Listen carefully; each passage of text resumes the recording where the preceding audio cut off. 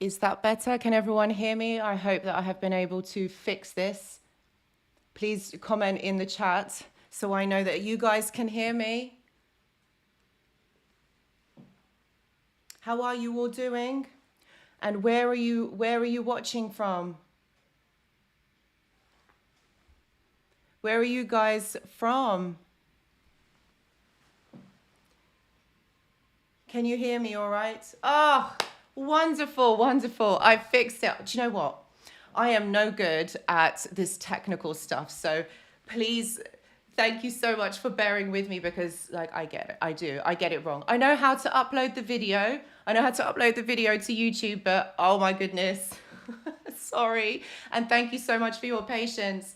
This is so wonderful. Where are you guys from? So the US, New York, Los Angeles, Germany. Oh my gosh, Estonia. Wow. This is amazing. You guys are from all around the world. Hawaii, Wales. Yes, you're in the UK. That's Sean. How are you all doing? How has this week been? And thank you so much for joining me on the live show today. Today we've got a great one. We've got a really, really good one. Today we're talking about what we do wrong, like how, not that we do anything wrong, but it's about how we give our power away, how we give so much of ourselves away to these people and they just take advantage. From Bangkok, from Germany, from Naperville, Florida, Hollywood, wow, Australia. This is so wonderful. Thank you so much for joining me. And all of you, this is such a wonderful community. If you guys are enjoying this so far, please do press the like because it really helps, with the algorithm and get more people onto the live stream. Like this will really help others out there. This is great. And from Africa. This is so wonderful. So great. So what do we do wrong? What is going on? Do you know what, guys? The first thing that I would say is that we are energetic beings, all right? We have this wonderful energy about us. Of course we do. The narcissist wouldn't have even come for us if we didn't, right? But we have this wonderful energy about us and we shine. We shine and they see. They are predatory. Of course they are predatory. But you know what? They love it. They notice our energy from afar. And that's why they come for us. That's why they love how we are. And that's why we somehow kind of attract them into our lives. Not that we do anything wrong. Like I really want to stress this. It's not that we are doing anything wrong. It's just that they see us. They see our energy. And we need to safeguard this. We need to protect our energy. Give me a like, press the like button if this is resonating with you. This would mean the world to me. Please do. This is great support for the community, great support for my channel. Just get the video out there so there's more people can see it. So yeah, we need to protect that, and you'll notice that it's not just one narcissist that you have in your life. But there's probably a few. There's a few of them that come into your life that maybe we don't even know about.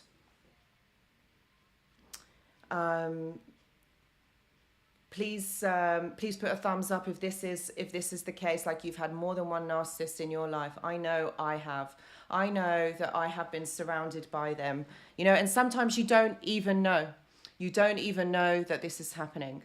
So this is what this live is really going to be about, is just putting the steps in place, actually listening, because this is really important. When you listen to someone, the way someone talks, the way that they communicate, the way that they get that information out there, this is what is so, so important. We need to listen and we need to watch their body language.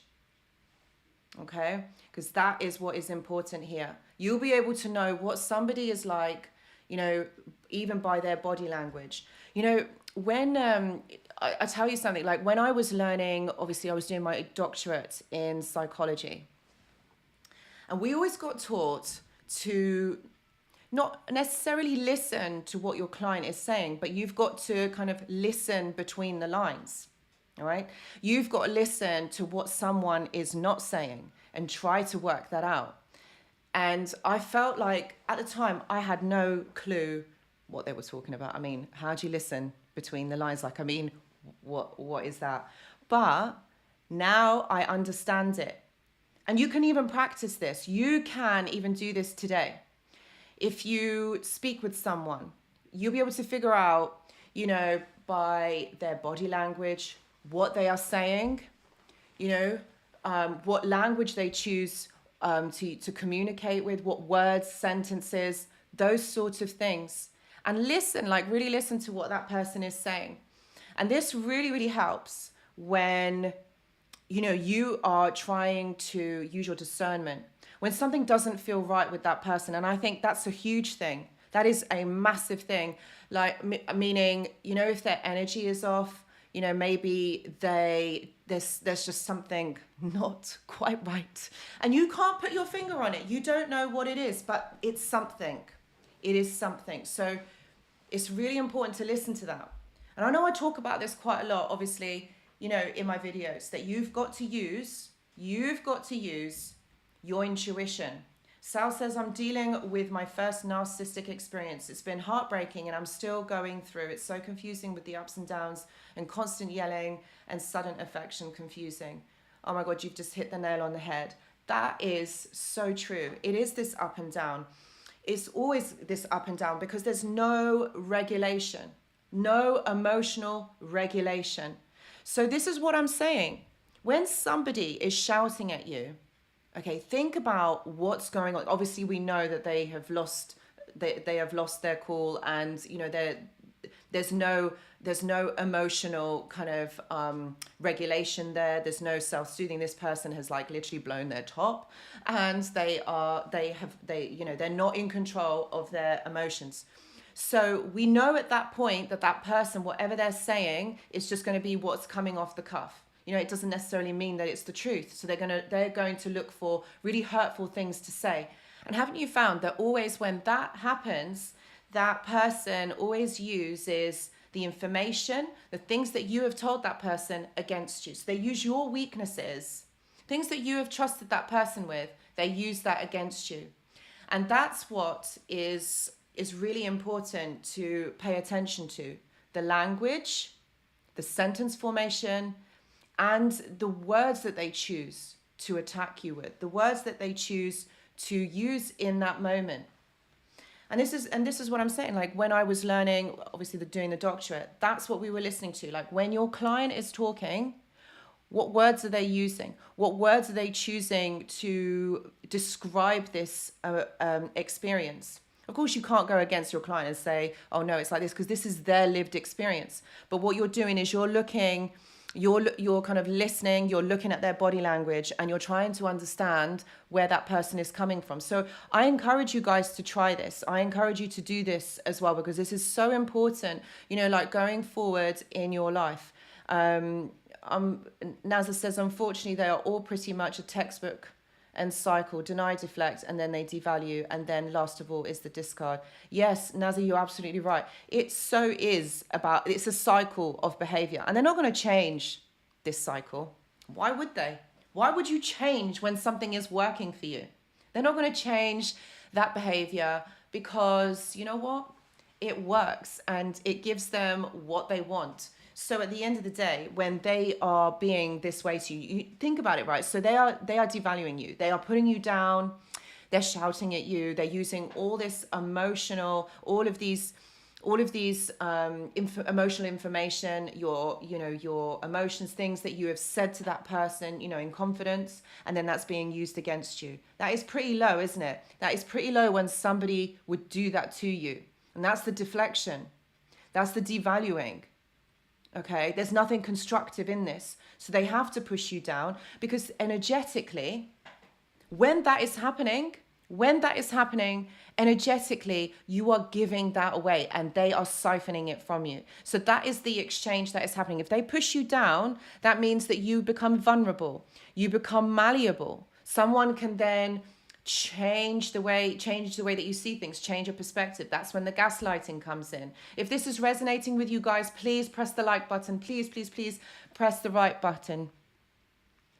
This then helps them to feel superior.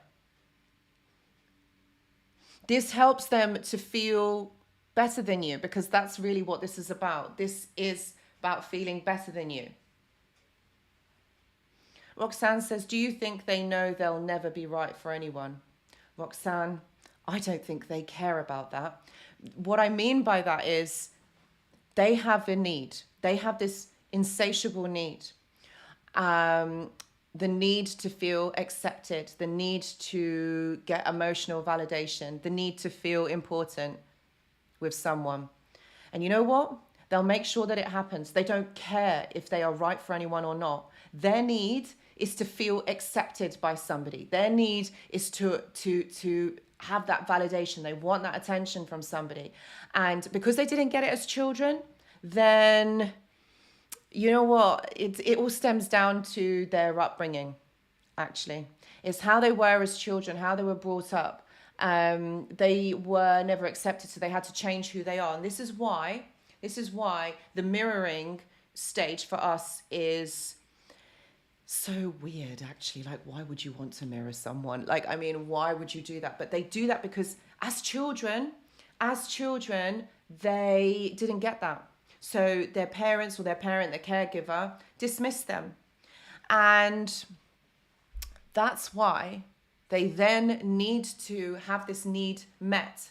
It's an acceptance, isn't it? If you think about it, if somebody likes you, if somebody fancies you, somebody spends time wanting to get to know you, it's an acceptance of who you are in that moment. So it's like what I was saying earlier. These are predatory characters. These are predatory people. They will look for that quality in another person.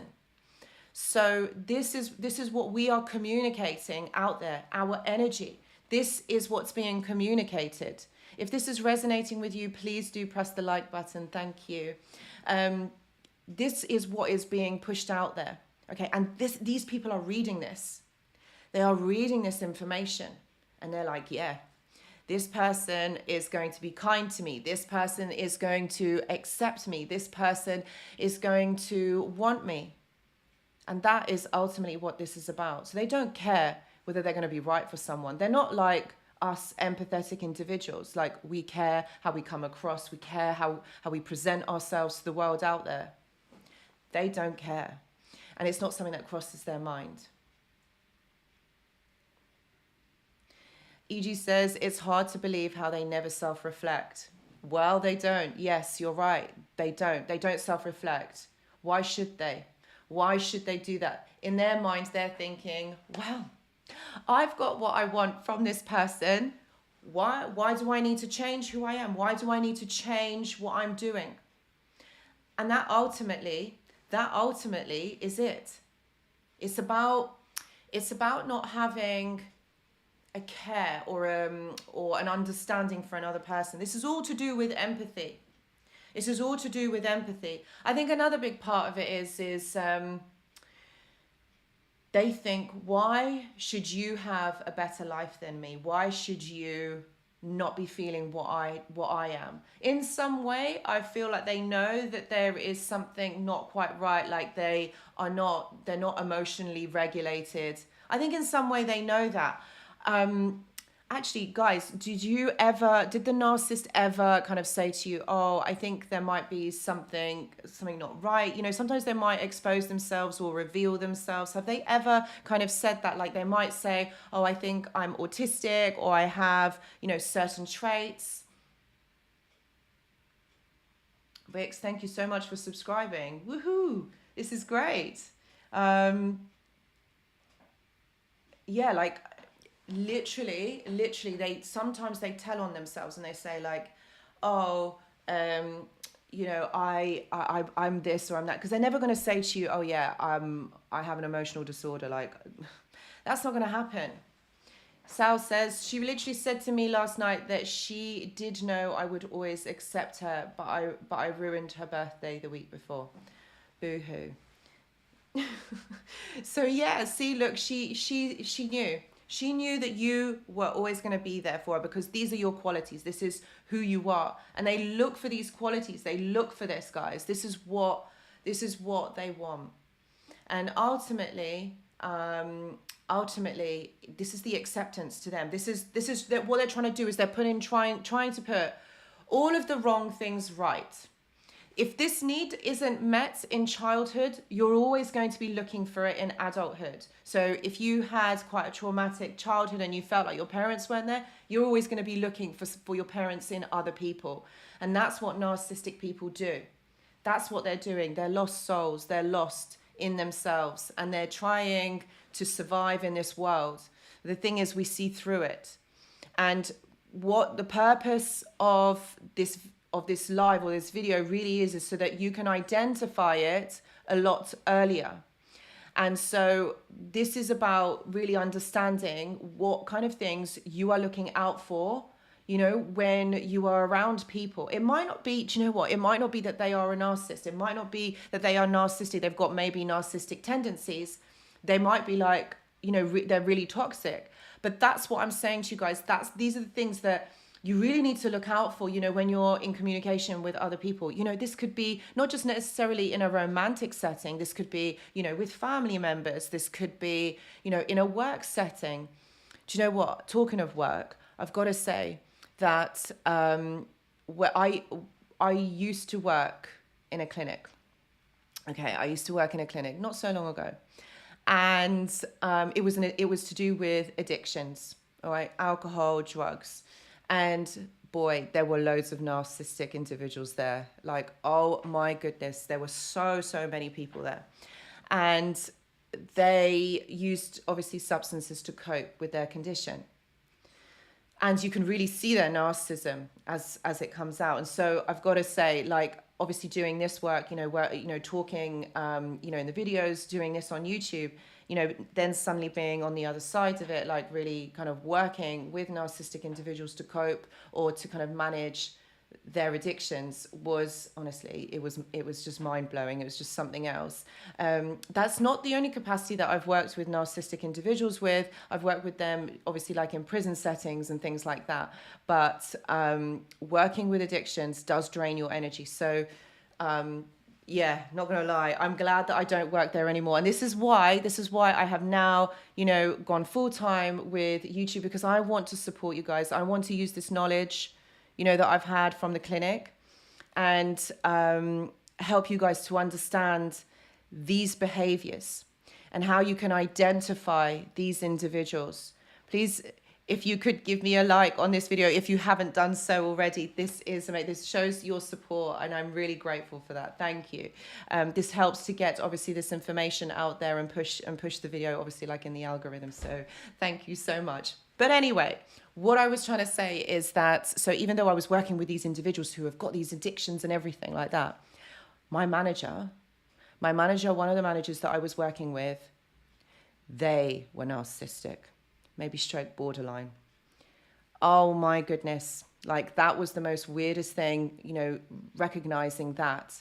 And it's true. The one thing that I've got to say that I realize in all of this, whether they were someone who is addicted to a substance or whether it's someone who is like maybe in a managerial position, is they drain your energy. You feel like you have been running a marathon for a whole entire week. That's what it feels like. So be aware, guys. Be aware of these type of people who just suck the energy out of you.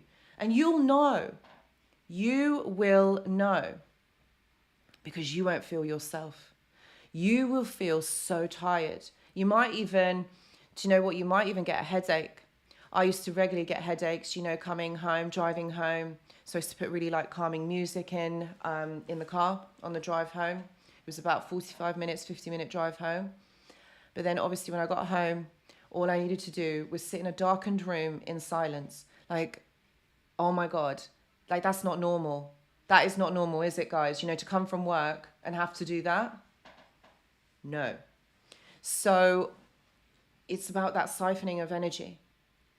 The way they talk about things, the way they say things, it's kind of very much blasé, like whatever, you know, whatever, doesn't matter. Sean says, mine is on his second ban for drink driving and everyone thinks he's a wonderful person. Sean, of course they do. Of course they think he's wonderful. They're all believing the illusion, aren't they? They're believing that this person is amazing and that because, you know, they're so hard done by, they need to drink. And that's what they do. You see, a lot of people who have addictions are exactly that. They're really charming. They hide the addiction very well. They don't want others to know. So it's all done in secret. There's a lot of denial kind of behavior. Is that even a word? Denial behaviors, denying. You guys know what I mean. You know what I mean. You know, they deny a lot of it, like, oh, it didn't happen. They fabricate it. And one thing that they all do is they live in this fantasy illusion world. Like, they do not see reality at all, do they, guys? Like, it's just, they live in another world, like this, I don't know. And so it becomes really draining. It becomes really, really draining. You know, and April says, yeah, absolutely. You feel very alienated. This is exactly what happens. So this is, and Gundula says, I've had the same experience. I'm a social worker. My manager was so toxic. Bless you. Do you know, I've got to say, like, obviously because you're working in a similar field to me, I've worked a lot as well in hospitals. I've worked in NHS hospitals in the UK. It's called National Health Service. That's the NHS. So I've done a lot of work there. I've worked in prisons and I've worked obviously in this addictions clinic. And one thing I have noticed, and this is really scary, like this is so scary, that there are so many toxic individuals in high powered positions. But what makes it even worse is that these people are there to help others. Like, I've come across so many narcissistic psychologists, you know, people that work in the psychology department. And you know what? This baffled me. I'm thinking, like, why is this happening? Like, how could you not have that empathy for your client or for your patient? Like, what's going on? But then I realized, do you know why they choose these positions? Because again, it all boils down to power, energy. Okay? Energy and power, whichever way you want to kind of look at it. It's about, if you're right, think about it, right? If you've got a psychologist narcissist, your clients come to you. There's a power imbalance. All right. There's a power imbalance. If you're a narcissistic psychologist, this power is going to get to your head. You're going to be like, I am better than my patient. I am better than my client because I am telling them what to do. And that really ruins, you know, what a therapy session is. Because a therapy session isn't about hierarchy. It's not about getting one on top of your client or one better than your patient. It's not about that. This is about understanding and listening to your patients or your clients' lived experience and trying to help them through it. But for someone who is more concerned about power, more concerned about showing up, being better, this is what happens. So, for example, you know, Gundala, you know, it's about, you're absolutely right. It's all about control. And it's the same in my situation. Like, you don't notice. And I think this is what is so really interesting to note, is you don't notice it at first. Like, if you were talking to a narcissist, you're not going to notice it at first. All right. And this is something that we really need to be aware of. We really need to start thinking about this when you're meeting new people. Whichever capacity that is, whether that's work, whether that's going out with your friends, whether that's, I don't know, in the library, at the swimming pool, you know, at the cinema, wherever. You've got to have your wits about you. Take a step back. Watch that person. That's what they do. That's what they do to us. And I'm not saying that because, oh, you've got to do the same back to them. That's not what this is about. This is about really taking a step back and seeing that person for who they are. Watch their body language. Watch what they do. Because if we give out too much information, or like, think about it, maybe you might be going on a date. Maybe you're going out meeting this person, for example, because you don't know them. And, you know, if this person is narcissistic, they're going to ask you loads of questions because they're going to want to get to know you. They want to know everything about you so that you do all the talking. Take a step back. Listen. Watch them. Watch what they're doing. Listen to what they're saying. Because that's what's important here. And it's about, when somebody does that, it's about gaining control of the other. Okay? And that's what ultimately it's about. It's the hierarchy. Where do I have power? Where can I control that person? That's what's happening here.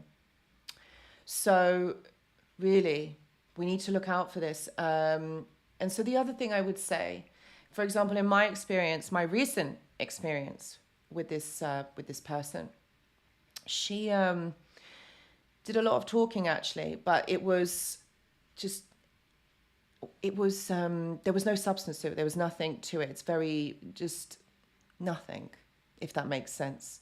She didn't reveal a lot about herself, but then she did, but she didn't. But then which part of it was true and what wasn't? Not that I was there to decipher it, because I didn't care after a while. But when it's a manager, when it's someone that's in a position of power, you know, you've got to have respect. And that's why narcissistic individuals, they love, you know, to be in positions of power. If this is resonating with you guys, or if you've had, you know, a experience like this, please give me a thumbs up, because this really helps with the algorithm. Absolutely. Oh, Elsie89. Yes. I'm currently watching Gypsy on Netflix. It's about a therapist who gets involved with her clients' families. Elsie, oh my goodness, I know, because I've watched that too, and I also found it very strange. I also found it so weird, because that really shouldn't be happening, because that's crossing boundaries. It's a bit strange, because as a therapist or as a psychologist or a counselor, like, you don't cross those boundaries. Like, when you have your session, when you have your session with your client, that's it. You're not meant to be going above and beyond, you know, and doing what she has done. So absolutely, it's just a very, very strange one. But it's good that Netflix, you know, obviously has, you know, brought this to our attention. There's a few that have been out on Netflix, actually, that have been quite narcissistic. Oh, what was it? Did any of you watch The Tinder Swindler? Like, obviously, he was really obvious. He was a really obvious one, definitely. But, yeah, The Tinder Swindler. I think I did a video about it, actually. But you see, again, let's look at him, actually, what he did. He was really good at what he did, because he tapped into those women's fears. All of them, if you listen, I don't know if any of you watched it? Please do comment. Let me know if you've watched The Tinder Swindler. April, yes, I saw that. Yeah. He promised them the world, and I think he bamboozled them with this life, didn't they? This life that he has. You know, this amazing life that he is so wealthy, and he made it seem real. Brilliant. Joe saw it, Laurie saw it. Brilliant. Yes. He made them believe. He made this all believable on social media. Look, I know that on social media you can be someone completely different, and you don't have to be, you know, you don't have to be your real self, because you can be someone different. But oh my God, this guy took it to another extreme, and then he used the women's money to, like, the way he had done it, just, I don't know, like, it blew my mind, because I'm just thinking, who would come up with something like that? Who would do that? Like, how could you literally take from somebody else? I'd feel so, like, all of us, I think all of us would feel so guilty.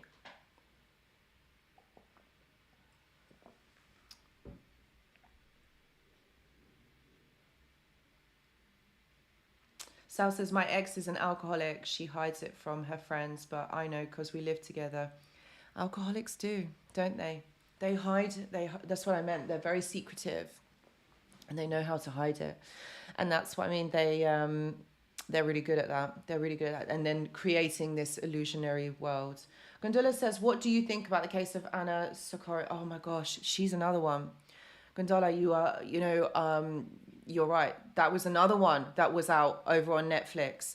And do you know what I've got to say? That I'm really glad that they're bringing out these series. I'm really glad that they're getting out this information, because narcissists show up in all different ways. And that's what I mean. You don't, because they come out from in unexpected ways. When I started working, at the clinic, I never thought that, I would be in this situation. I never thought that. And I thought, oh yes, because I've been working online, I've been talking about narcissism, and then bang, suddenly there's this person. But it wasn't I didn't, you don't meet these people in the same capacity all the time. Working with addiction, working, with prisoners, different story. You kind of expect it, but not, in various settings. So, it all depends. Narcissism exists on a spectrum.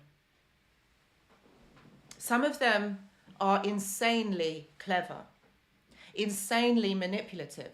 So it all goes to varying degrees. April says, shapeshifters. You are so on the money there. You are so right. They are.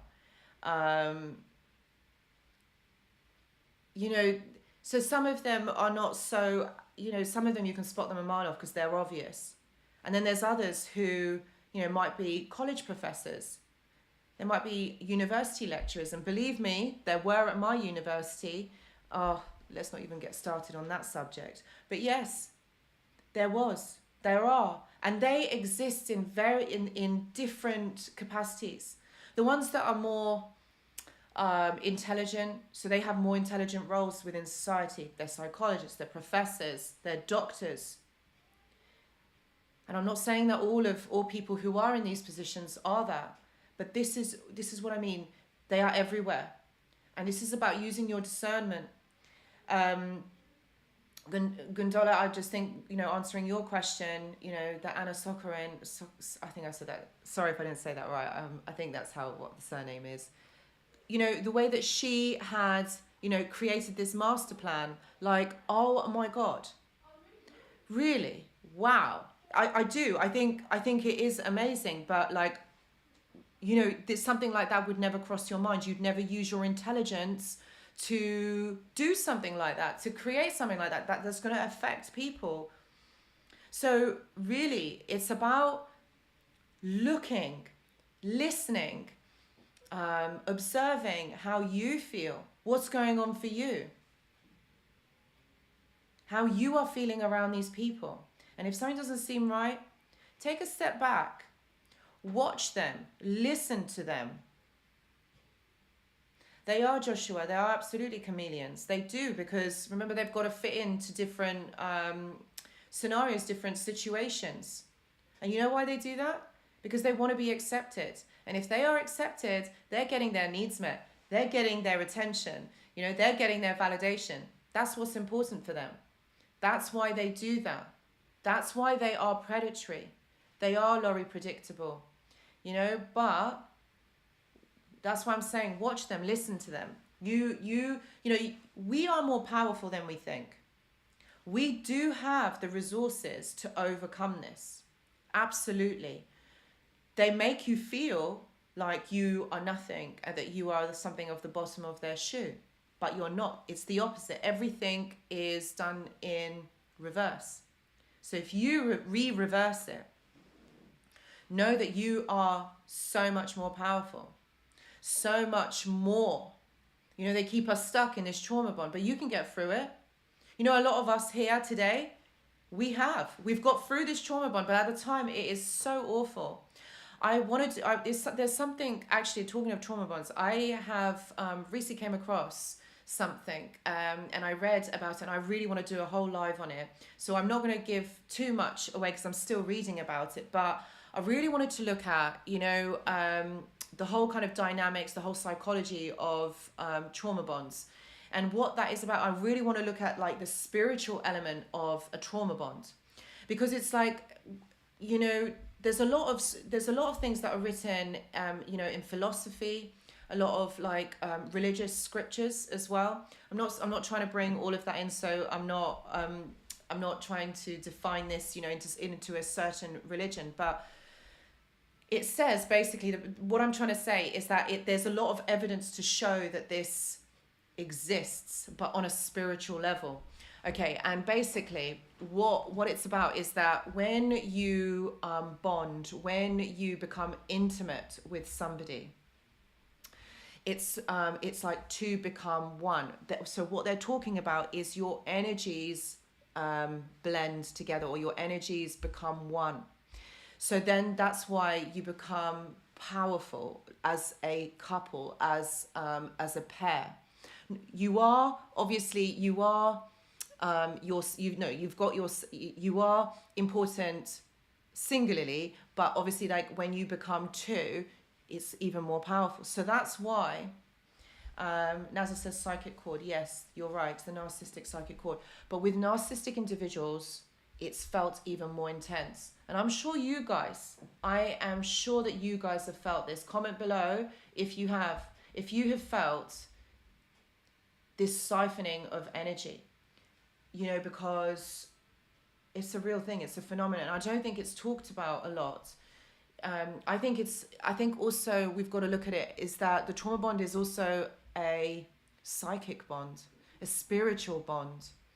And the more people that you kind of get into relationships with, the more people that you are intimate with, then the more that you're sharing out this energy.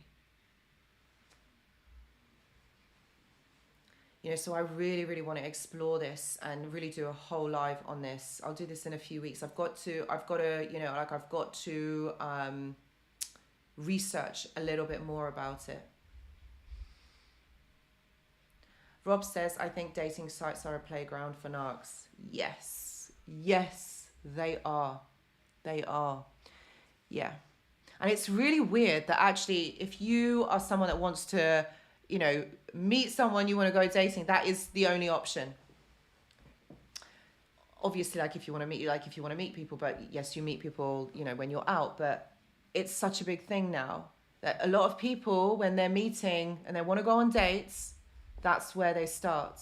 But you know what? I really think that the dating and all of that, the psychology of it, I think it's a mirage, actually. I don't think it's real, because you can be anyone you want to be, obviously online, on your dating profile. Don't even have to put a picture of yourself. This is why the term catfish comes to mind. You see, so again, it's really, really hard to really kind of see who is a narcissist. Some will be more obvious than others. Obviously, if you've got an overt one that's, you know, you can tell by the pictures. But April says, yes, stay off dating sites, definitely.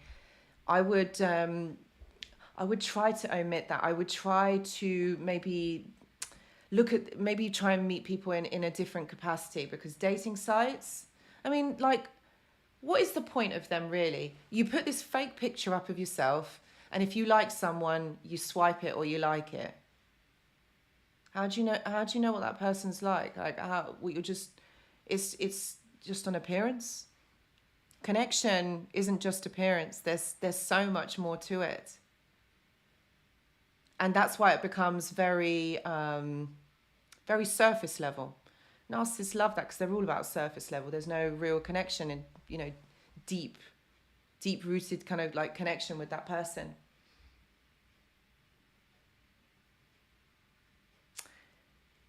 I became mentally and physically ill, Vintage Baby says, from being with this person. It happened very slowly, like slowly boiling frog scenario. Yes, Vintage Baby, that's exactly what happens. That is exactly it. It starts off really nice, really lovely, and you're enjoying yourselves, and then it creeps up, it creeps in. It does indeed. That's exactly what happens. Charles says, do not use the dating sites at all. Catfish and much more not safe. No, they're not. And so, guys, this is what I mean. you know, these are the things that we do wrong. Like we are really honest people. And we ourselves, we bring ourselves to the table. But not everybody is like this. Not everybody does that. A lot of people out there, because they want to be seen in the best light, because they want the validation, because they want to feel good, they will lie. And haven't you found that, I don't know, over the last kind of few years in society, I think, like, because if you think about it, like dating online or the dating sites, the dating apps, you know, like, what ones are they? There's, I don't know which ones they are. There's none come to mind. Like there's Tinder. That's it. Tinder.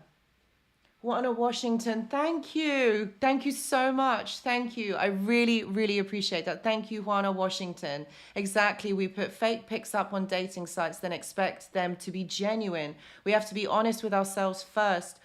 Joanna, you are absolutely right. Thank you. Thank you so much. You are absolutely right. This is exactly what happens. I mean, what do we expect? What do we expect is going to happen when we are in this kind of world of this mirage?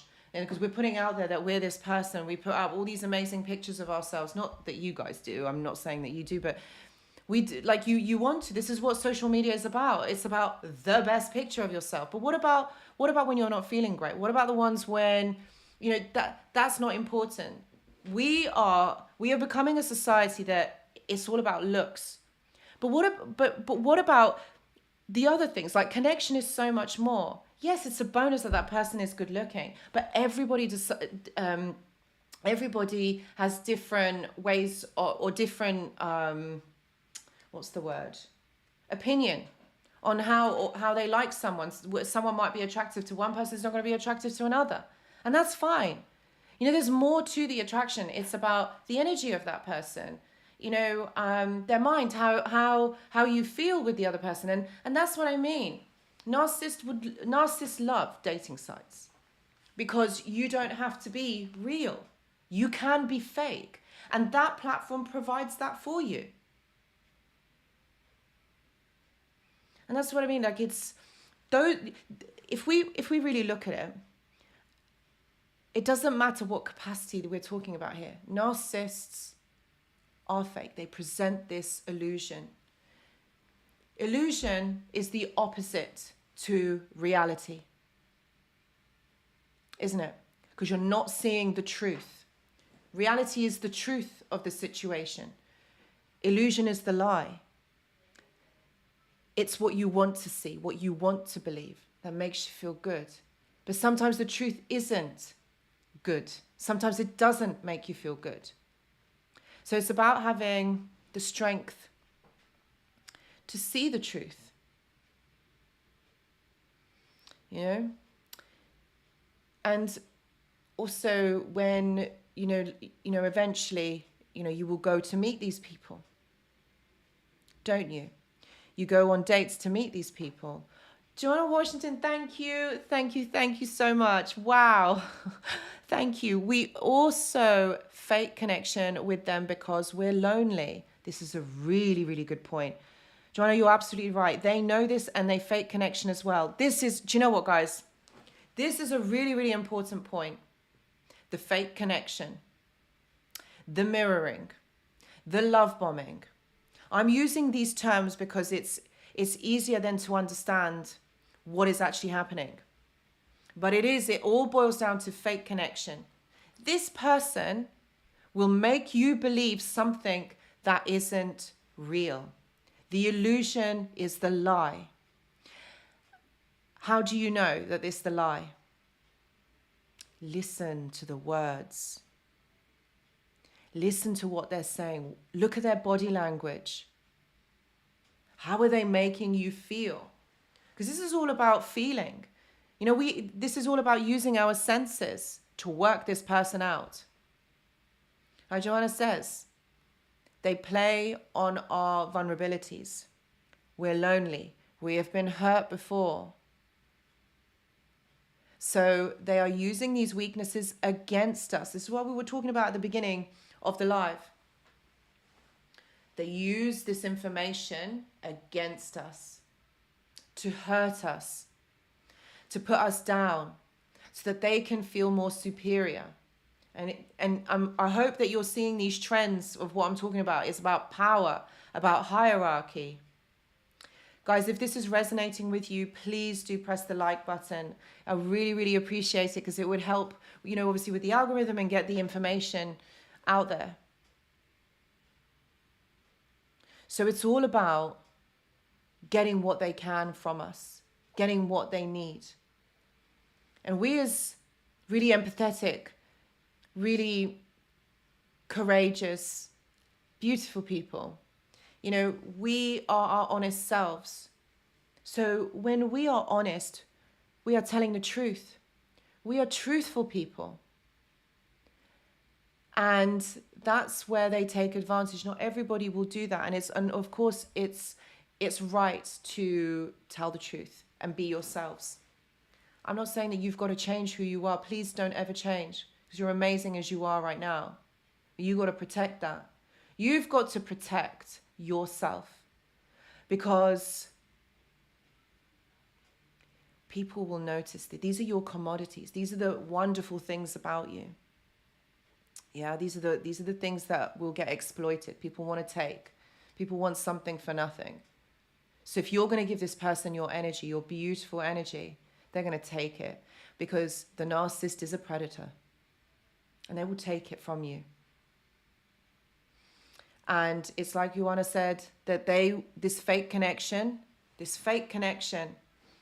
is all about using you and using your emotions against you. Laurie, bless you. Thank you so much. Thank you. I really appreciate for your kind donation. Thank you. So lovely. Thank you. I really appreciate it. They use it. They use it to their advantage. And protect you. Don't give this away. Watch them. Listen to them. And most importantly, how does it make you feel? And I'm going to keep repeating this information so that you guys take this away with you, and that you will know, you'll hear these words tomorrow, over the weekend, next week. You'll hear them and you'll be like, yes, this is going to help me. This is what it's about. We are such powerful beings, all right? We are so powerful, yet we are never shown this. We are never taught this, even from childhood, even from when we're growing up. This is never taught to us. We never say this. But our emotions are our internal compass. Our emotions let us know and help us to check in with ourselves, how we're feeling, what's going on for us. But it's about using that information and learning. How can we use this information to our advantage?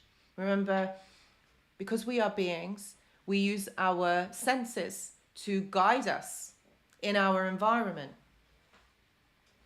And if we become more embodied, we sink back, more into our bodies. That's why I always talk about this connection, this self-connection to ourselves.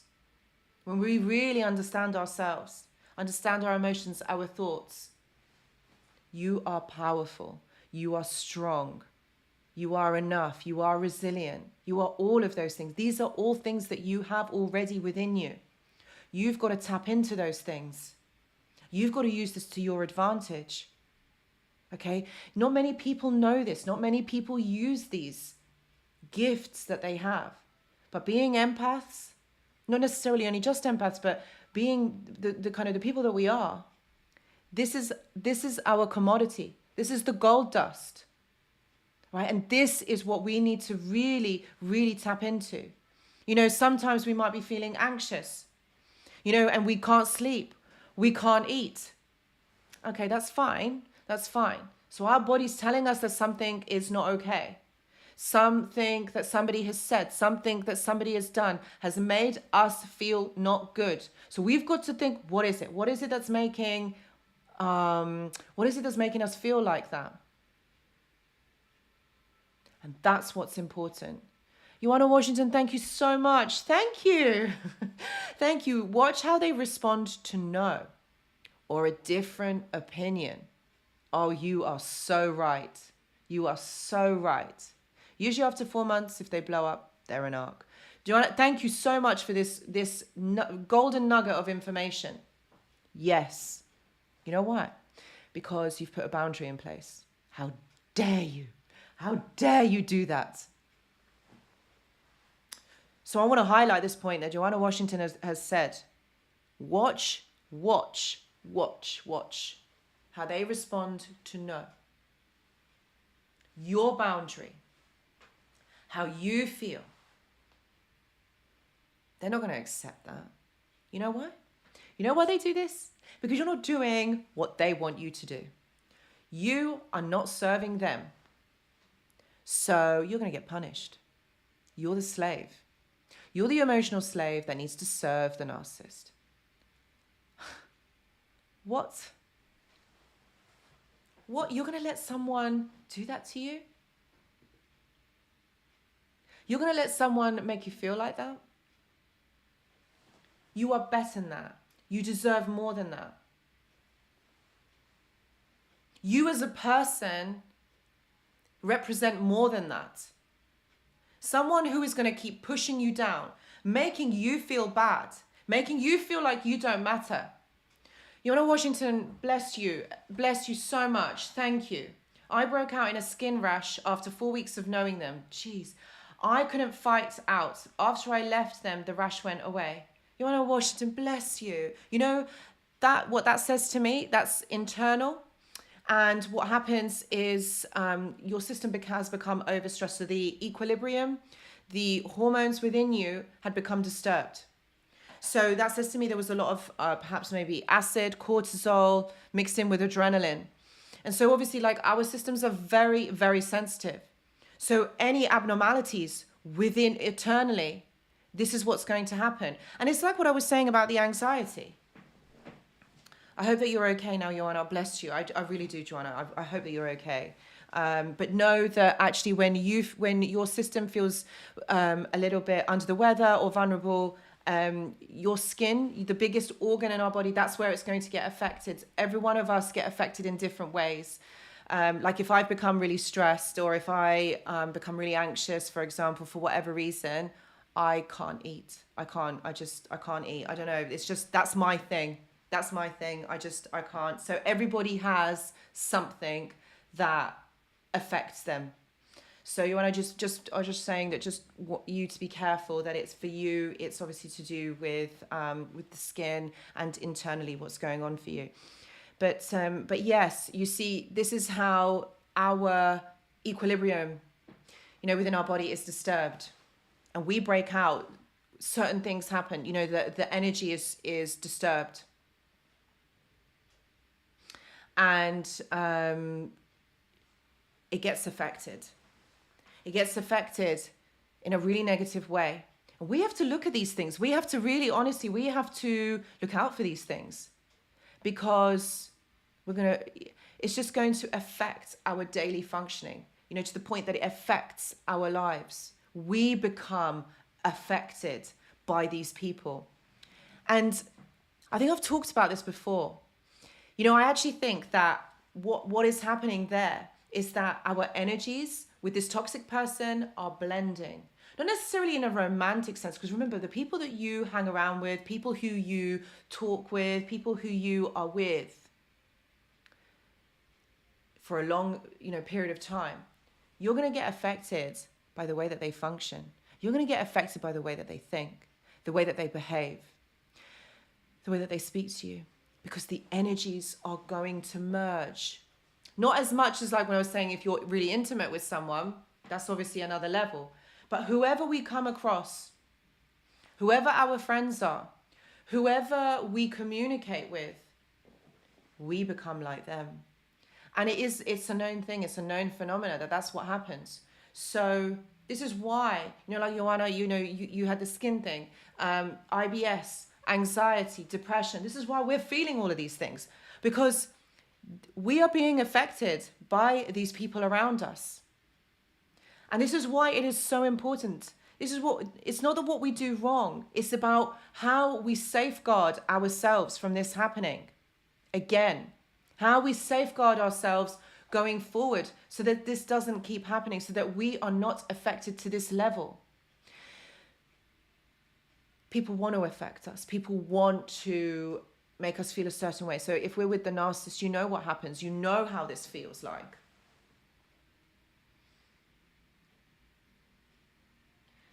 Jay says exactly, listening and observing and listening to our own intuition.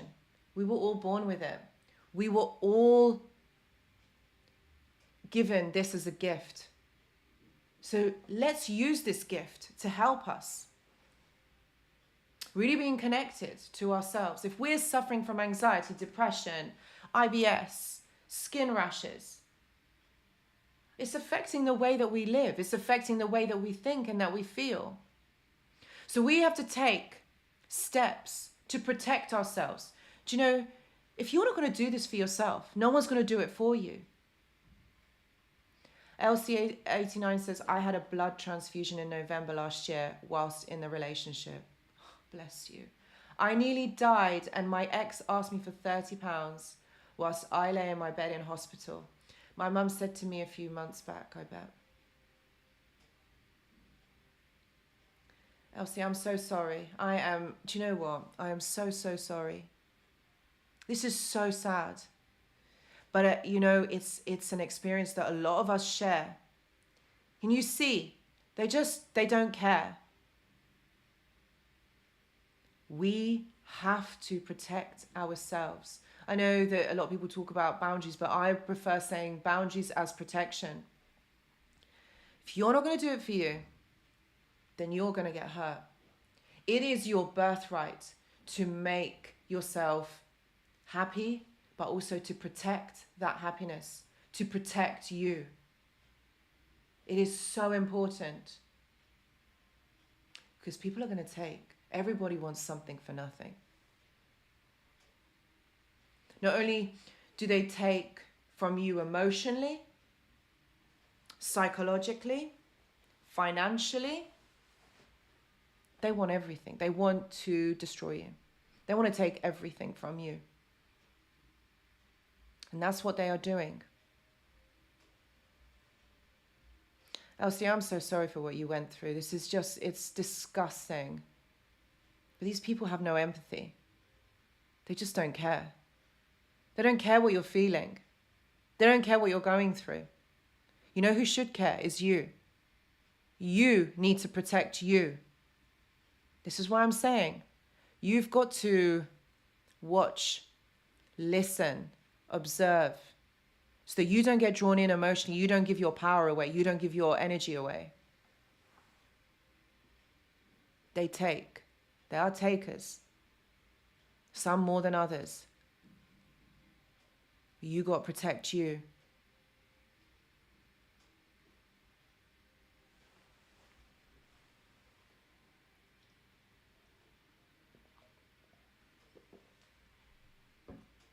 If this is resonating with you, please give it a like.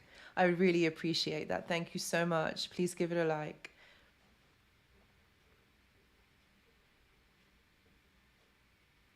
April says, you see it. You see it's a narc in a chat now. His name is Satan Demon. Yes, I'm sorry. Please be aware that they are there. This will get sorted. This will get sorted. Fetching name, may I add. Anyway, we do miss them. Bufka said I still miss them till this day. What do you miss? Bufka, what do you miss about this person? Mine almost did take everything. Vintage Baby says she dragged her ex before me through the court for money. Oh, they love a bit of money, don't they? They love to do that because it gives them the resources. Gives them the resources, and when they have resources, they can carry on. They can keep doing what they are doing.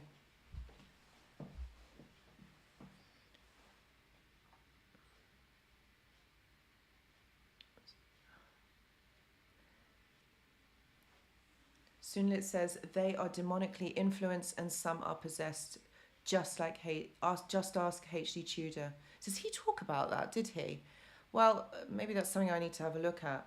Demonically influenced. Do you know, I'd love to do a live on that. I have so much information on that, but I'd get shut down. So I really would love to talk about that more. But anyway, there are strong correlations. That's all I'm saying. I'm not going to go into it. That's what I'm saying. Louise Raindrop says money is their goal. Money is indeed their goal. When you have money, when you have a lot of money, you have perceived power, don't you? You feel important. You know what? You also get treated differently when you have a lot of money. You behave differently. You treat other people differently when you have a lot of money. Obviously, I'm talking about the negative side of it, because not everybody who has money or who is rich or wealthy does this. But when it's in the wrong hands, all of these traits are exaggerated. And it all boils down to one thing, and one thing only. You know what that is, guys? Power. Power over somebody else. That's the goal. Narcissist wants to be in power, because power equals control. If you have a job, if you're in a position of power, a CEO, a therapist, a psychologist, a doctor, you have power over a situation, over another person. That's what they want. They want to be able to influence. They want to know that they have influenced you in some way, that it has got to you in some way. Because when you influence somebody, you're affecting them. You're affecting their energy. You're affecting their life. And narcissists are motivated by this. Toxic people are motivated to affect others.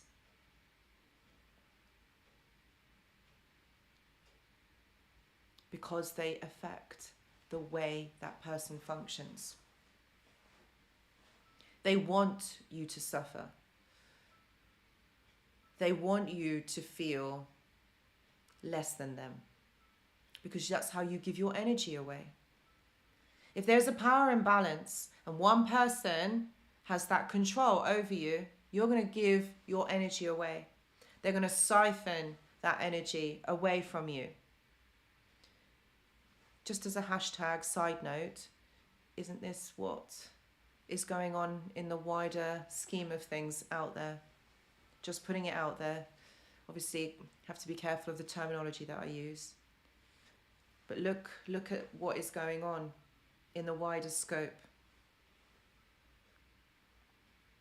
You're giving your power, you're giving your energy away. You need to be able to protect that, harness it for yourself.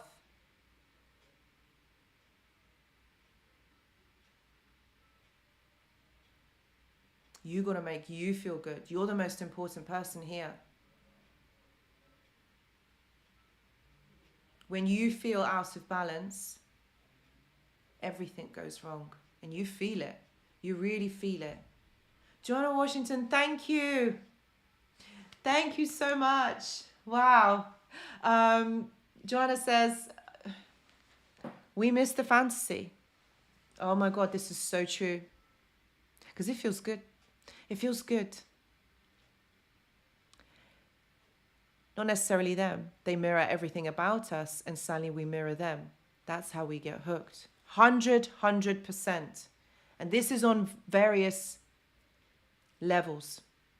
Various levels. We get hooked to their energy, to that energy that they're giving back to us at the beginning, because eventually that does actually stop.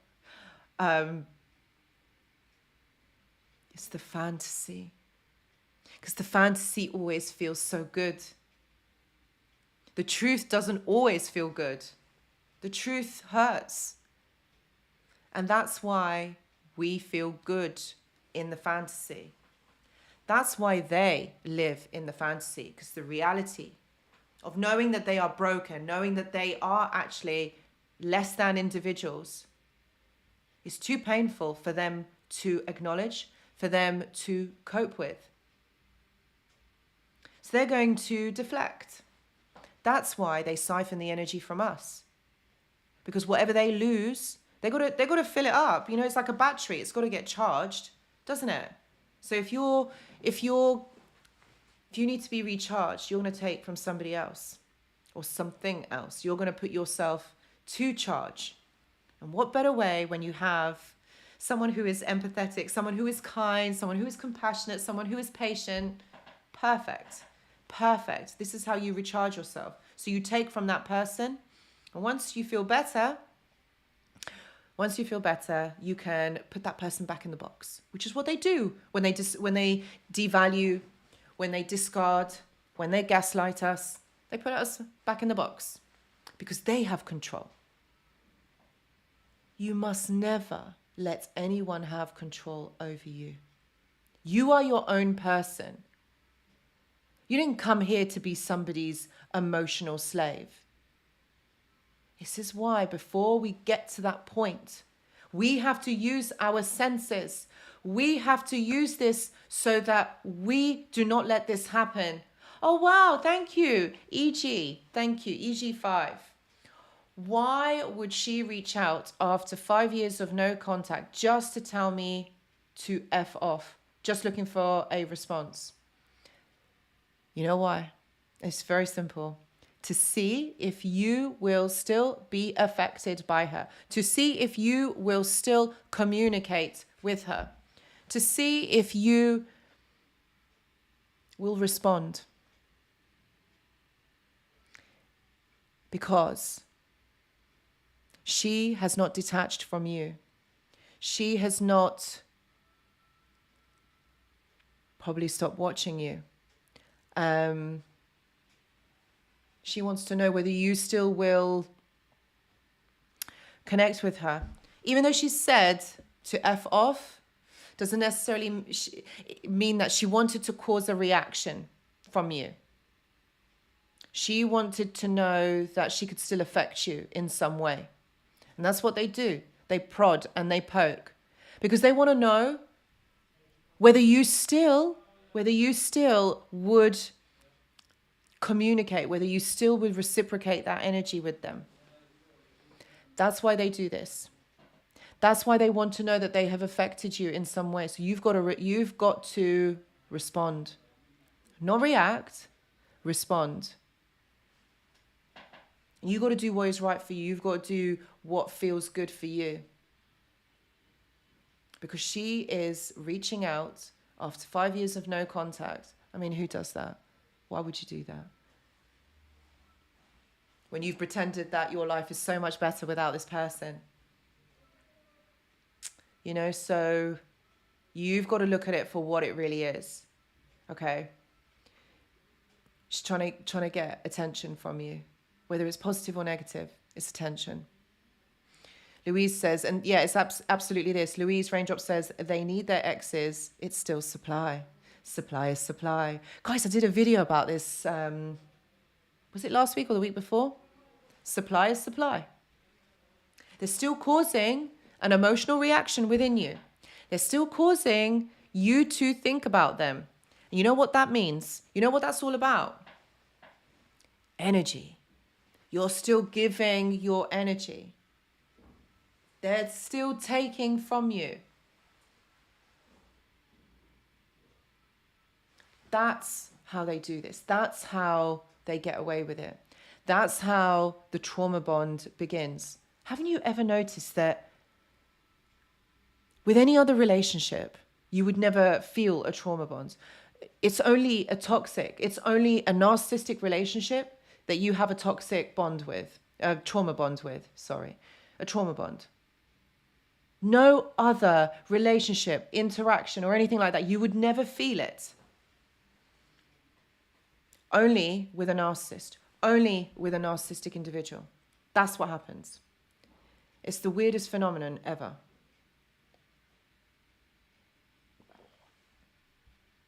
And why does it happen? Trauma bond caused by trauma. Trauma is at the heart of it. Trauma bond. So they've traumatized you that much that you have lost the capability to think right, to think straight. And it's going back to what I was saying before. They're taking this energy from you and it's affecting you. Skin rashes, anxiety, IBS, heart problems. Can you see how this is going? It's multi-layered, all of this.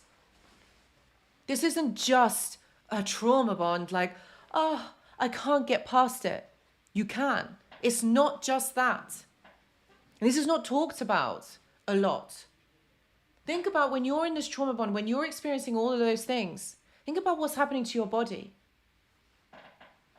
Cortisol mixed with adrenaline, that is going through your bloodstream. And your blood gets delivered all the way around your body. So every single organ in your body is being affected.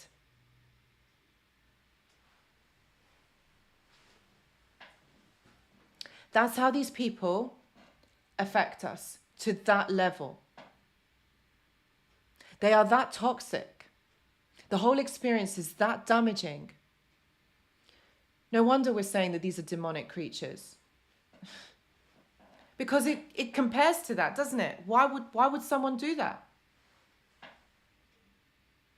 So what you really need to remember, if you're someone who is experiencing this, you need to get equilibrium back within your body.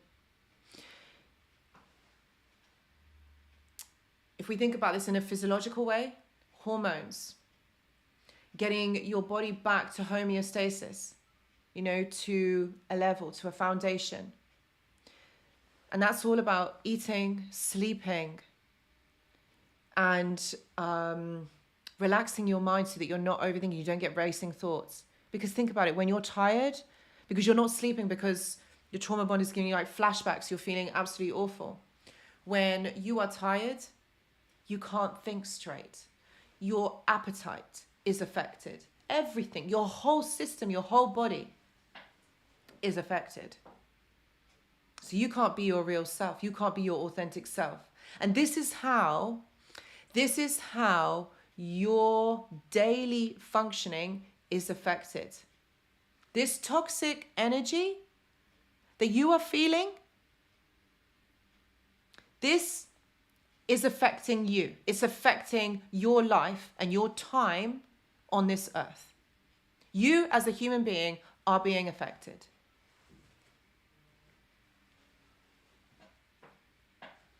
So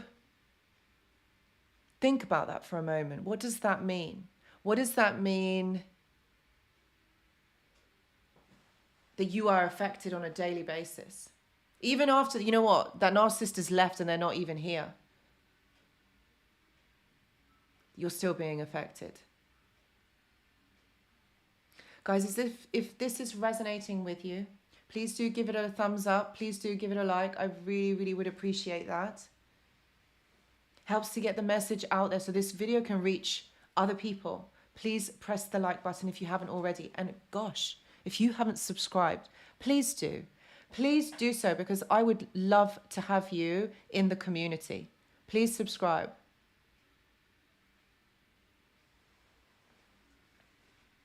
If you're not eating properly because you're not sleeping and you're being affected, your body is not getting those nutrients. So you know what it's living off when you're in survival mode?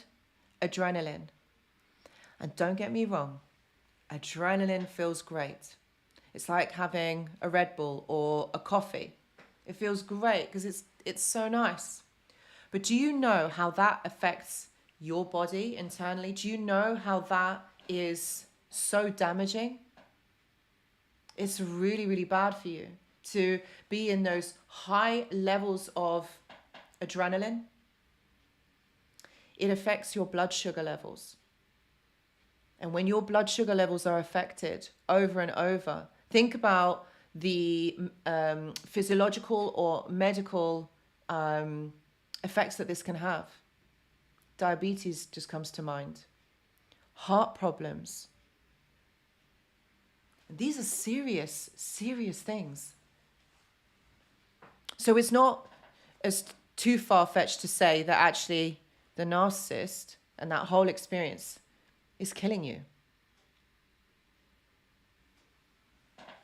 And that's a serious accusation to make. But it does. And it is, in some way.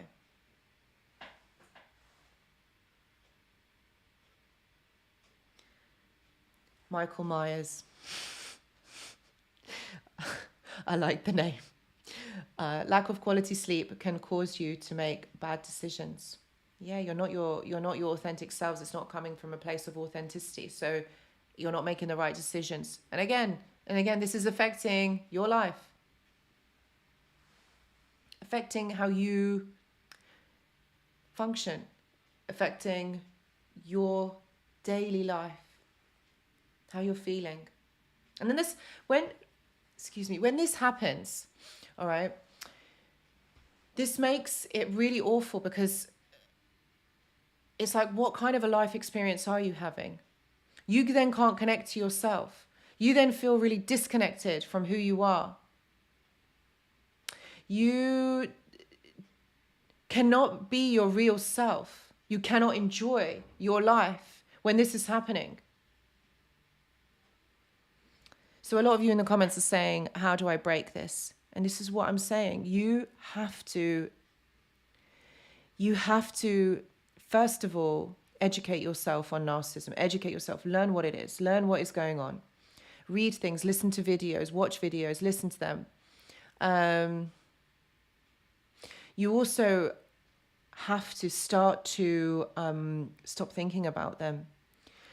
I always suggest this to my clients, and I think this is a really good way of being able to help yourself with this situation. So get 2 pieces of paper, and on one piece of paper, I want you to write down why you still think about why you want them, why it was so good. Just, really go to town. Like, why is it that you want them? And then on the other piece of paper, I want you to write down the truth. Okay, so this is about the illusion and the reality. I want you to write down the reality, the truth of what has really happened. So when you are fantasizing in the illusion, I want you to take that piece of paper that has the reality, the truth written on it, and remind yourself. Because ultimately, this is the cognitive fog that our brain goes through. Our mind does trick us. You know why it does that? Because feeling like this or being like this in this state is uncomfortable. And we want to feel comfortable. We don't want to sit in discomfort. That's why our brain will trick us into thinking, oh no, do you know what? They're not a bad person. They're actually quite nice. And you did have a lovely time with them. Maybe you're just over-exaggerating. That's what our brain is going to do, because it's going to want to protect us. It's going to want us to not feel the pain. So what better way of doing it but by romanticizing the situation? But you've got to get smart here. Get smart. You've got to understand that that is what is happening. That's what happens within cognitive fog. You got to see the truth. The truth will set you free, but it's not always easy to hear it. It's painful, but it will set you free.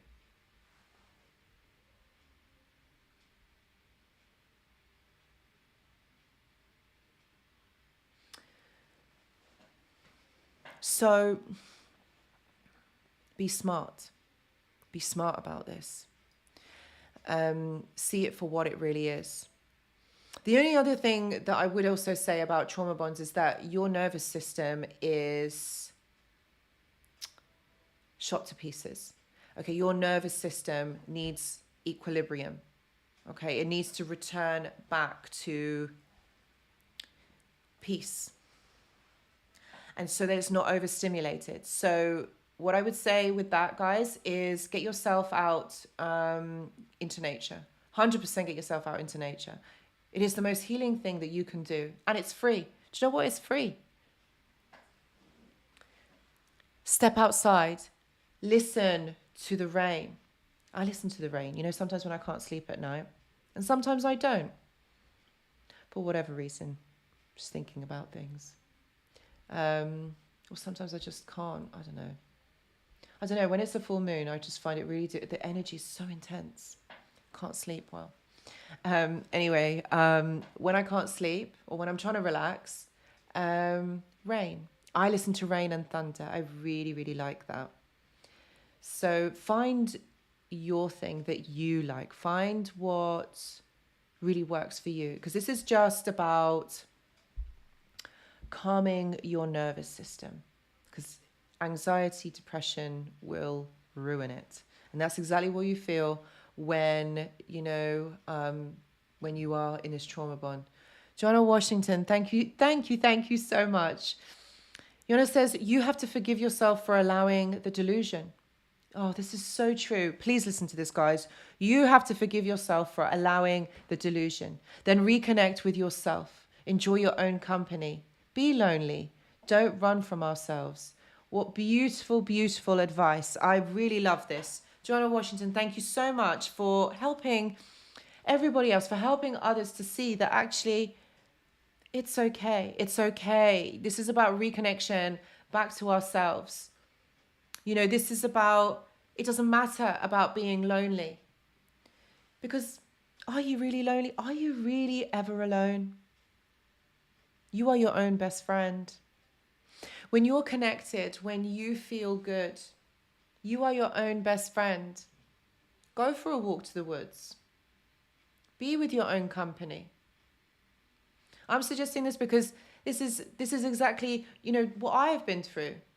You know, when you do feel like this, when you feel anxious, when you feel whatever, go into nature. Don't be afraid to be on your own, because you want somebody else's energy in the mix.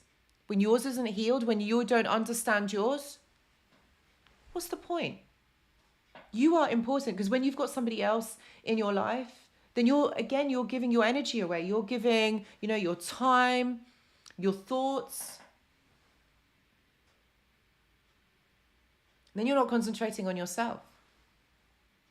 So it's, you know, like that doesn't work. Being on your own for some time, being able to process what has happened is really important, is really healing. And you need to look out for you. Again, like I keep going back to this, protect you. And I just saw Gabriel PF says, don't drink alcohol while you are in the whirlpool. Yes, alcohol doesn't make things clearer. Don't get me wrong, it takes things away from the moment and you feel good for that moment. But it's only temporary. And alcohol is a depressant. It stimulates depression and indeed anxiety. I've seen it. I've seen it with my own two eyes. Like I've seen what people go through when I worked in the clinic. They are not themselves. It's really hard to come off alcohol, to get clean. It's difficult. Harder than any other substance, any other drug. It's really hard. So don't let alcohol cloud the way that you think, because it will. And I know it's uncomfortable. I know it's really painful and it's the worst. And you don't want to sit in it. You don't want to feel that. And it's like I said with the trauma bond, our brain tries to trick us into feeling better. Our body will do the same. Try and trick us. The illusion, the lie. It's not true. You've got to see the truth. You've got to go through this pain temporarily. Remember, nothing lasts forever. And you will get through it. A lot of the people in our community will say that if you are someone that's going through this at the moment, you will get through it. But and it's uncomfortable, and you've just got to embrace it. I wish I could say to you, do you know what? You need to do A, B, and C. Buy this, do this, and it will help. But it's a very personal journey for everybody here. Every single one of us will have our own personal journey, and it will all resonate in a different way. You've got to do what is right for you. And the reason why I say that, because again, this is about connection to yourself. You know what is good for you. You know what is right for you. So connection to self is key here. Knowing what it is that you want. You know what you want. You know what is good for you. And you've got to embrace that. You've got to take that for yourself. When you're connected, when you listen to yourself, when you're your own best friend, when you're never going to feel lonely. You're never going to feel less than. You're never going to feel worthless. You're going to feel, this is when you step into your power. This is how you get better. And this is why it means so much when you do get better, because, you know, if you didn't go through the pain, if it came easy, it wouldn't mean anything. You'd do this experience all over again because you didn't learn anything from it.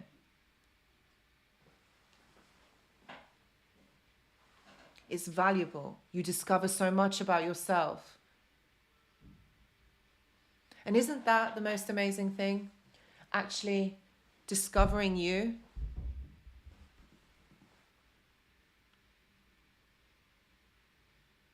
Connecting to you, knowing who you are. And isn't it sad that you have to go through an experience like this to then be able to connect back to yourself, to be able to understand yourself? Isn't it funny? Because you know what? We are never taught to do this. Why isn't this taught at school? Connection to self, learning about ourselves.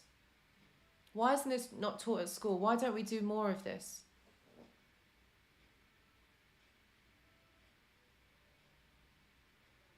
We are powerful. We are not vulnerable. We are not powerless. We are powerful. We are worthy. We are stronger than we think. Jesus, you know what? To go through an experience like this with a narcissist, basically this is a slow death.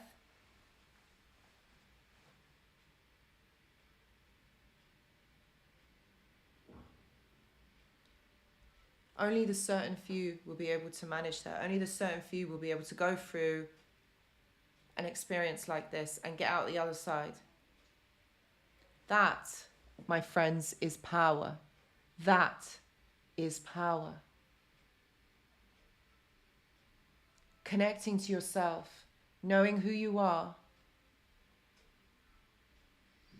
Thank you so much, Danny Bird. Thank you, thank you, thank you. Danny Bird says, how do you know if it's narc traits or a full-blown narc? Because I've seen traits in myself and do my best to heal them. Do you know what, Danny? The fact that you are even acknowledging that, you know, that you might have these narcissistic traits, okay, that takes a lot of courage, all right? It could be that maybe you have learned this maybe from a caregiver or a parent early on in your life, but what you're doing is you're becoming aware of them and you want to put them right, you know, and you want to do your best to heal them.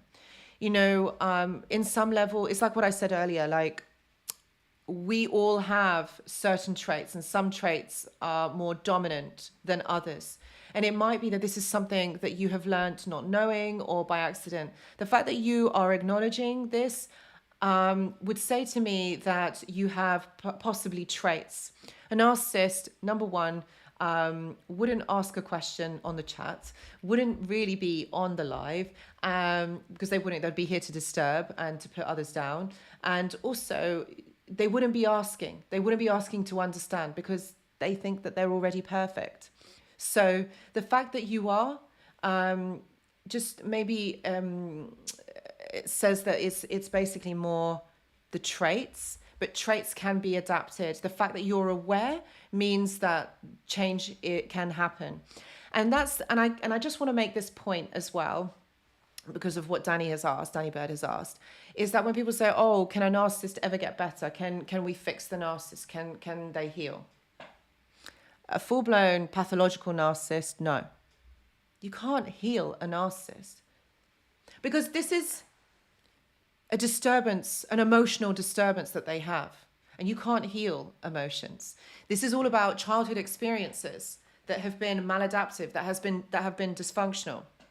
And they have formed neural networks, neural pathways. An underdeveloped amygdala, which is the emotion center of our brain. These all things have disruptions within their development. And unfortunately, when it's anything to do with neurologically, this can't be helped because it's a pattern of thinking, or it's a way of thinking. It can't be adapted. It's not something that has been something that is behavioral. This is physiological. Okay? And when it's physiological, you can't change neural pathways. Not to that capacity. NLP, yes. Therapy, yes. Cognitive behavioral therapy, yes. But these are all behavioral. With a narcissist, it is physiological. When a child experiences trauma, when they have a maladaptive upbringing, when the child is developing, within these synapses, within these neural pathways, there are disturbances, there are blocks. So what happens is, as though the synapses and the neural pathways, they become damaged, dead. So the electrical activity within the brain, one synapse cannot communicate to another. Which this is where we look at the emotional disturbances. This is how narcissist is quite immature. This is where empathy is disturbed, is broken, or they don't have any at all. So you can't fix that. There's no medication, there's no therapy that will be able to fix it.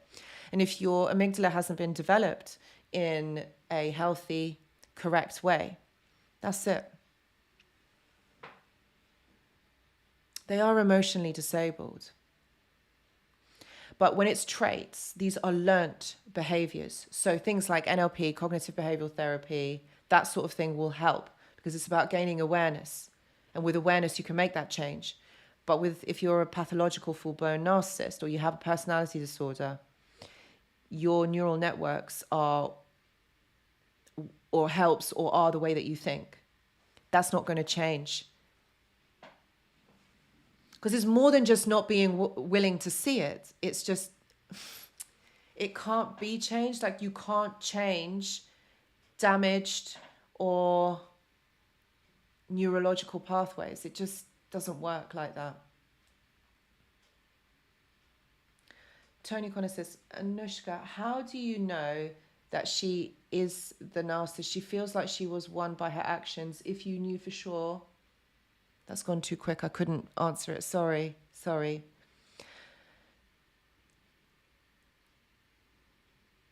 Sean says, am I right in thinking that these people don't emotionally develop beyond a certain age, Anushka? Yes. Sean, you are right. Yes. They don't, because usually development from 7 years old, that's when the most or the main brain development happens. Then after 7 years old, the ego is formed, and that's when the development changes. Joanna Washington, thank you so much again. Bless you. Thank you. I really, really appreciate you today. I really am. Thank you, Joanna Washington. After 2 years, I wondered if I was the narc. When I was AB keto, self-examine myself and admit my own failings, I knew I wasn't. Narcs cannot self-reflect or admit any failures. Yes. This is it. And this is exactly what Danny Bird was saying. Is like, how do I know if I am? And that's what I mean, is when you're asking me this, or when you're saying this, I doubt it very much, because you wouldn't be asking. And it's exactly what Joanna's saying. Narcs cannot self-reflect or admit any failings. That is it. That is why. You are absolutely right, Joanna. You are absolutely right. They don't admit it. Why would they? In their minds, they're perfect. They're not going to be vulnerable and show their shortfalls. They're not going to do that. Why? What, to show that you're not good enough? They're not going to do that.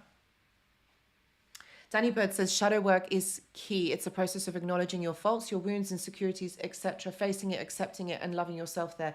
Danny Bird, absolutely. Shadow work, I'm such a big fan of it. It's ultimately, I'm just going to say what shadow work is for people who don't know. And Danny Bird, I think that this is exactly what you should do, 100%. It's all about to do with the ego, and it's the narrative that the ego feeds us. So it's about really understanding yourselves, your wounds, your insecurities that have been caused early on in your life, maybe some faults that you have, but it's about acknowledging, it's about acceptance, and it's about loving yourself and meeting yourself there where you are at this point. A narcissist would not do this. A narcissist would blame you. A narcissist would make you feel like you're the worst person in the world. And just going back to what I had said before, how does that make you feel? It makes you feel that you're not good enough. It makes you feel that it's all of your fault. And how does it affect you? You don't sleep. You don't eat. You have a trauma bond. You have anxiety. You have depression. You have PTSD. You have a really bad existence. You feel low. So can you see how all of this goes in a cycle, how this is all interconnected? How important it is that we safeguard ourselves, that we protect ourselves. And I'm saying this again and again so that if you take anything from this live, I hope it is this.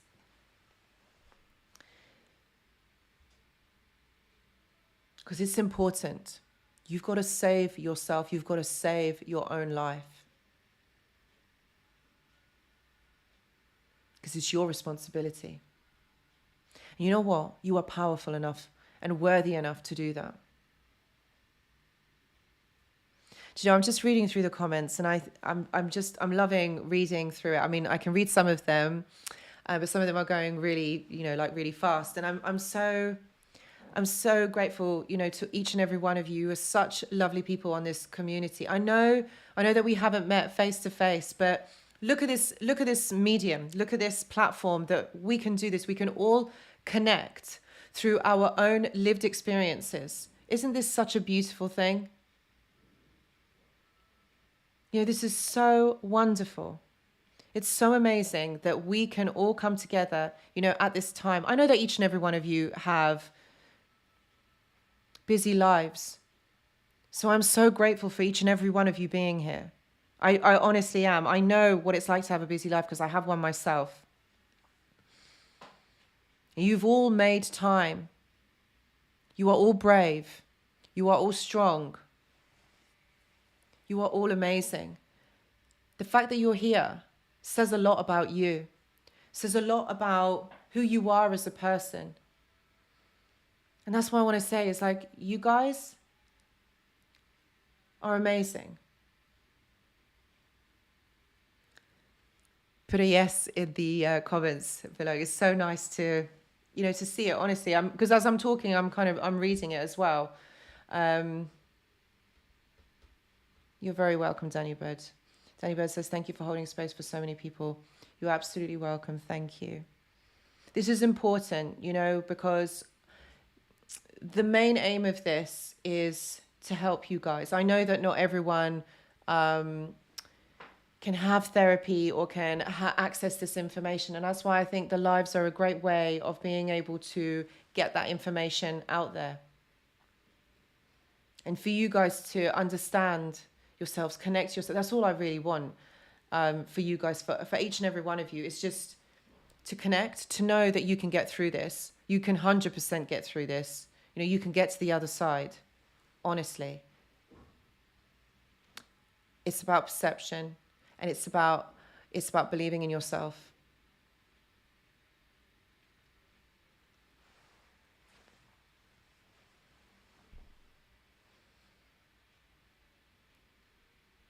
We are not taught to love ourselves. We see it as something that is wrong. But loving ourselves doesn't mean that you have to spend a lot of money, going for massages, facials. Do it if you love it. But loving ourselves means being kind to ourselves, being our own best friends. Actually, at the heart of all of this means connection. connection to ourselves, being one with ourselves. That is our power. And a lot of our opinions, values, beliefs are formed in childhood when our world is, we don't understand it so well at that time. We are kids. We are making sense of what we are shown by our caregivers or our parents. And sometimes they don't get it right. Sometimes they don't know that. So they're doing the best that they can. Now that you are older, you're an adult. You make your own decisions for you. You make the right decision for what you want. You can change all of this. Remember, the beliefs that you had formed were in childhood. You were a kid. How could you know what is right? How could you know this? So, for example, I mean, if you come from a family that struggled financially, for example, and they found it really difficult, you know, and you didn't have enough, and then meanwhile you're going to school and you are seeing that all these other kids, you know, your peers and things like that, they've got all of the things that you want. And then you form the opinion that you can't have something that you want, or that you don't fit in, or that you're not worthy. And then this opinion that you have about yourself, this then carries on. Because what you do as a kid, you then look to the environment that justifies that belief. And you continue to do so. So can you see how that neural pathway becomes strengthened? It becomes stronger and stronger and stronger because you're looking for these things in your environment. And it becomes such a strong belief that actually you're not good enough. You're not worthy. Having money is the root of all evil. Having money is something that you won't have. You have to work really, really hard to prove yourself. Can you see how these judgments are formed? Can you see how these beliefs are formed and then they follow you through into adulthood? And those are the things that I mean. It's like when you didn't feel validated, say by your parent, when your parent or your caregiver let you down, you are going to feel that you are not good enough. You are going to feel that you are not accepted, or you don't feel like you're worthy enough. And so that's where these opinions are formed. But it doesn't mean that they are true. So as adults now, we have the power. We have that power to decide. Joanna Washington, thank you so much, Joanna. Thank you.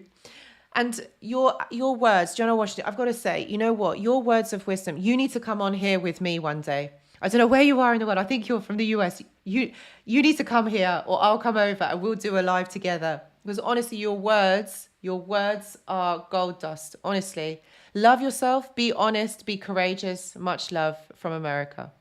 There we go. We are doing a live one day. You've been so supportive for this community. Thank you. Thank you so much. Take these words, take these understandings, take these beliefs, and know that what you're going through right now is temporary. It is not something that you are going to stay in. It is not something that, you know, is going to be your reality going forward. Know that you can change it. Change the way that you speak to yourself. Stop saying that you're not worthy. Stop saying that you can't do this. Because what you're doing is you're programming your mind to tell you that you're not going to be able to do it. Oh, I can't do this today. I don't feel well. You can do this, and you're going to do it. Oh, I feel tired. I don't want to do this. Yes, you are. You've got to talk to yourself with compassion. Or you say, I can never do that. Oh, no. That's way too hard. I can never do that. Why? Why? Why can't you? When anything is possible in life. I don't know about you guys, but honestly, I really believe that anything is possible. Life can be magical at times. And there's so many possibilities that you cannot even imagine, or you don't even comprehend. that is, honestly, I don't know if any of you stand with me on this, but honestly, I'm not saying all the time. Don't get me wrong, I get disappointed as well. There are disappointments, but it's about how you deal with them. It's about how, you perceive them. That's what it's about. Guys, if this information is resonating with you, please do give it a like. Please do give it a like. And if you haven't subscribed yet, please subscribe. Please subscribe to this community. We do these lives every week. That's right, guys. I'm going to be doing these lives every single week. And I think what I'm going to do is do it on a Wednesday. I'm going to do the lives on a Wednesday. Usual time, 9 p.m. BST, that's UK time. That is the latest that I can do. I know for those of you in the US, I know it's still not the greatest of times. I know you probably still, so many of you are at work, but I'm going to do them every week to help you guys, to help you move through this. And I think also, the comments in the chat are really helpful, are really important, and very validating. It's like I said before, I've been reading through them and they're so lovely. This connection to one another, connection is what is so important. Connection through our life experiences and the encouragement to know that there is light at the other end of the tunnel. You will get through this. Just because it feels hard, painful at times or right now, this doesn't last forever. And each and every one of our experiences, are similar. They differ in different ways, but they're also very similar. Similar in the way that person takes and makes you believe that you are not good enough, makes you believe that you are worthless. But you're not. This is all said in the reverse. You have to reverse it the other way. It's the truth, the reality. If you want to stay in illusion, in the lie, nothing good will come of it. You will stay in this pain for longer. You have the power to get through this. You have the power to live the life of your dreams, the one that you have always imagined. It will take steps to get there, but you can do it. You can get there. Don't let anybody ever put you down. Don't listen to other people's opinions, because opinions are formed by their own life experiences, things that they have gone through. And it probably comes from a place of fear. Everyone's entitled to their opinion. Oh, yeah. But it doesn't mean that you have to listen to it. You don't have to take it on board. Everybody's got a story. Everyone's got an opinion. Everyone's going to tell you it. Everyone's going to want to tell you it. That's what they're like. Everybody likes to talk. Everybody likes to say things. And sometimes it triggers. So it doesn't mean that it's necessarily what you want or is necessarily good for you. Again, use your discernment. Don't trust people so easily. You have to get to know them. You have to see them for who they are. But each and every one of you have the power to be able to achieve this, to know this, connect to ourselves, connect to who we are as a person. What do you like doing? What's your favorite color? What's your favorite food? Do you know that about yourself? Do you like that about yourself? This is really good. Like, I do this, in the journal club. And if you'd like to join, obviously look in the description box. I say there's a link there and more information. But these are the kind of questions, these are the kind of things that I talk about, in the journal club, to get you to think about things, to get you to think about how, you see yourself, how you want to progress from this, how you want to get past this, journaling in itself is really, really like therapeutic, really cathartic actually, because it's like you're having a conversation with yourself and you're getting that information out of your mind. So it's not in your mind, it's not going round and round and round, you know, in your mind. You're getting it out onto paper. So it's like actually having a therapy session on paper, which is really helpful, which is really, really helpful. These things are going to help you to really connect to yourself, really get past, you know, the way that you think, the way that you form your beliefs about you.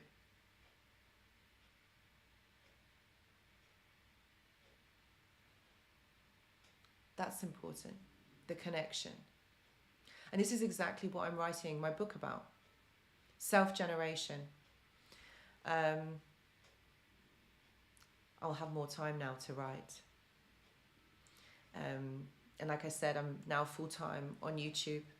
So your support means the world to me. It really does. So if you can make any donation, please do. It would be amazing to support me, to support this channel, to support this community. Please give it a like as well if you haven't done already. Please subscribe.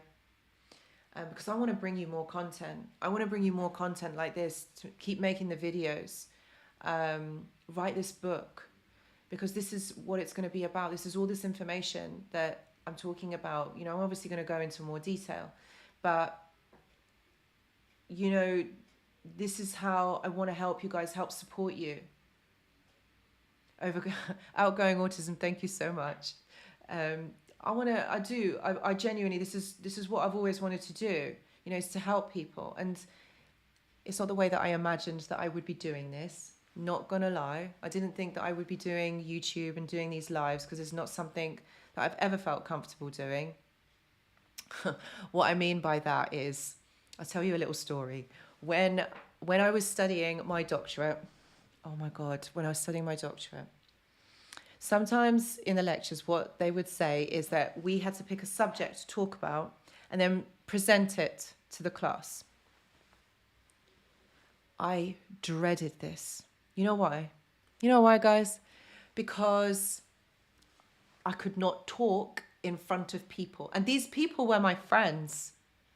These people were my friends, and I thought, oh, they're going to judge me. I'm going to say something wrong. I'm going to say something that they already know. Like, oh my God, how am I going to do this? So the night before, I prepare obviously all my notes and everything. And I'd get there before I even got there, sorry, before I even got there, I wouldn't be able to sleep. I was so anxious. I had such a dry mouth. I couldn't eat anything. So the whole day I couldn't eat anything, because this class, this module used to happen in the afternoon. And this wasn't so long ago. When was it? Like 2015, 2016? Oh my God, guys. I used to get like cold sweats, and I couldn't talk. So for me to be able to do this, I don't know, it's like now it feels, obviously now I'm kind of more used to it. But at the beginning when I started making the videos, oh my God, it was still really difficult, because, you know, like you've got the camera and you're talking to the camera so you don't see it. But then after, you know, people, when you publish it, you know that people are watching your video, and it's like, what are they thinking? They're going to see that I don't know what I'm talking about. Imposter syndrome, like, oh my God. That's what used to go through my mind. Now, I don't think that now. I really enjoy doing the lives, and I want to bring you more of these. But obviously, you know, your support would mean the world to me. It really does. And I know that you guys are such lovely people. You're so kind. And like I said, I want to really, really start, you know, doing this every week. And I am full-time on YouTube now. So do check back. Mary Murphy, bless you. Thank you. Thank you. Mary, bless you. Mary says, thank you for your inspiration, beauty. I'm almost 2 months out on the healing path. It's a journey, and you've been a tremendous help. Oh my God, sending you such a big hug. Thank you. Do you know what? That means the world to me. Really honestly means the world to me. I'm so glad that I've been able to help you to see this, see through this kind of fog that all of us are in. And I'm so glad that I've been able to help to inspire you, and help you, 2 months out on the healing path. Amazing. This is what it's about. It's a journey, and every single one of you can get through it. So Mary, keep going, and just become your magnetic, powerful self that you are, that you have been destined to always be. Because each and every one of you can achieve it. Mary, bless you, bless you.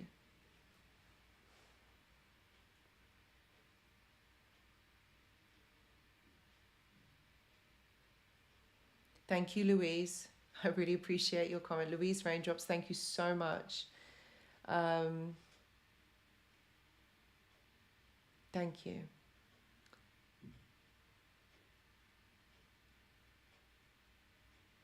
Richard Van Aaron says, do you have any data on which personality type is least likely to be a narc, both types of narcs? I don't have data.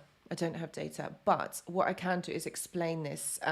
So when we look at narcissism, what we are really actually talking about here is a personality disorder. So that's a disturbance in functioning. That's a disturbance in emotional regulation. And personality disorders are really difficult, really enduring mental health issues. You can't heal it. And I can honestly say you can't heal it. Like, you can do therapy for that person to be able to manage it, but you can't heal it. So when you look at the umbrella term of personality disorders, obviously you get the, psychopath, sociopath, narcissist, emotionally unstable, borderline, and I think I'm missing one out. So sorry about that. It's the other one that I'm missing out. So all of them have very similar traits that work in a continuum. So some traits are turned up, some are, not as prominent, and it works on a sliding scale. So when you look at it like that, there's obviously very different minor variants in the different traits. But ultimately, if you look at this as a personality disorder is all about a damaged emotional self, damaged or dysfunctional ego, emotional problems, not being able to regulate emotions, not being able to perceive other people's emotions, not being able to place yourself in the world. These people are very disturbed in their functioning. But what they do is they try to mask it.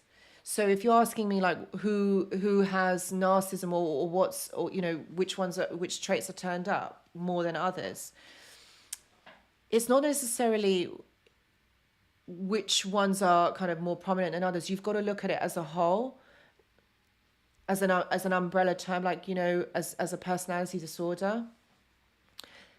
Personality, everybody has a different personality. So it really depends on that person as to which traits or which